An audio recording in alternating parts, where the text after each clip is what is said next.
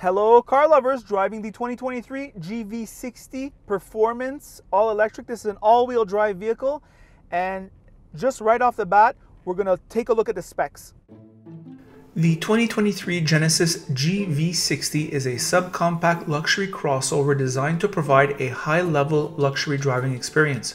There are two models in Canada, the advanced and the more powerful performance model. We get the performance model with 378 kilometers of range.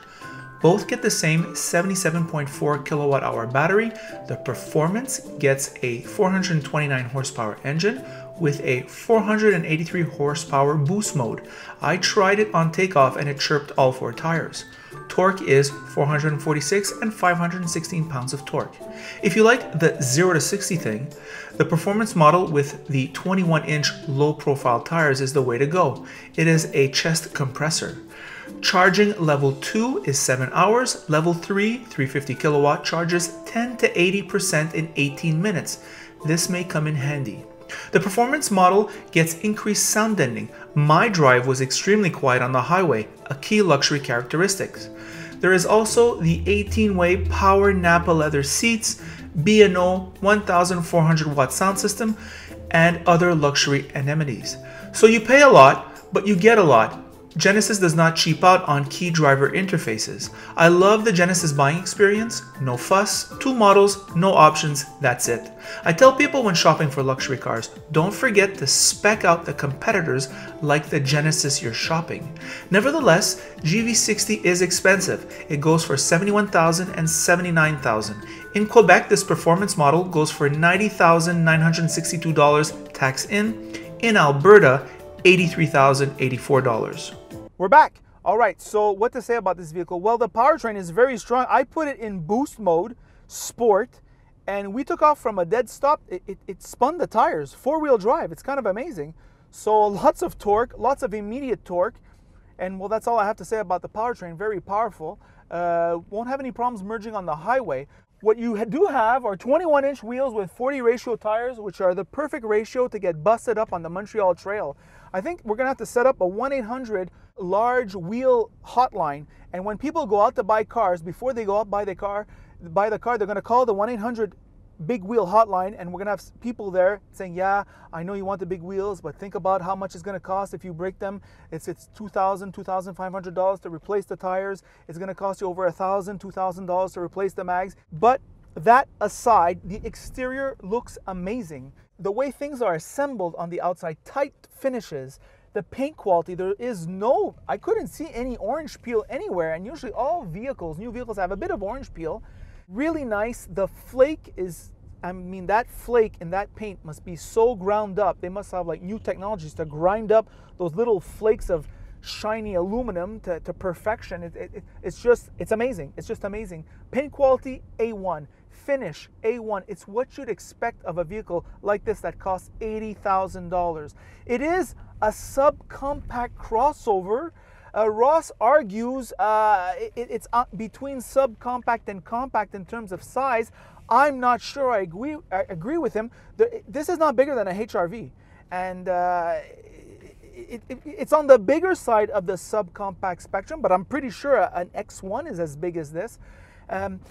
Interior details, good visibility here. No problems on that. You do feel slightly higher up on the road, and that's what I have to say about that. The trunk is small, compromised by the swooping trunk line. However, rear seat room, pretty good. I fit behind myself easily. No problems on that level. I think somebody up to 6 feet will have no problems there either. The leather, the color arrangements, right? You have like this suede here, which is like an off-white towards the beige, but beige more brown. Here you have like this taupe color. You have this aluminum, but like also taupe finish, but it's a different shade. You have these off-white cream seats, which are wonderful. Same thing with the steering wheel. You have tastefully put in metallic looking, but it's all plastic, a little bit everywhere. You have like this crazy driver interface for the transmission. This is all done very well. Some aspects of it feel like $80,000. The seats look amazing. The finish is amazing. However, the metallic looking but non-metallic finish smacks of $60,000. These screens here are beautiful, no question, no question. However, they are available on some Hyundai and Kia products. I don't see the distinction versus those lower end models. The sound system, the Bang & Olufsen feels very high end. So some things feel 80,000, other things feel 50, maybe 55,000. Very quiet on the highway. Very, very quiet on the highway. So this luxury feature is present. Very soft interfaces. You do have sport mode, you have comfort mode, and you have eco mode. But I mean, the eco mode is for those people who are they're just all in, right? I'm just a normal person, and comfort is fine for me. Modern climate control interface, a little bit difficult to use because, you know, the screen with that it's like where BMW was in 2018, let's just say, and that's what I have to say about that. Heads-up display, very nice panoramic roof, especially useful when you're driving in the shade. A little bit of natural light gets in, and that's just right for me, at least. I'm very satisfied. I feel I'm driving the future. That's how I feel with all EVs. They're fun to accelerate in the city, getting on the highway. However, once you're on the highway accelerating, they don't have really personality when they're accelerating. Of course, you need a garage, or you need a charging station at home to have the full EV experience. You don't want to be at the electric circuit charging and worrying about range and all this stuff. When you leave in the morning, you need a full charge and you don't worry, right? That's how you get the best EV experience. Just a side note, Ross, every time he comes over, it's not fully charged. Right now we're at 219 kilometers. He came over at my house, there was much, much more.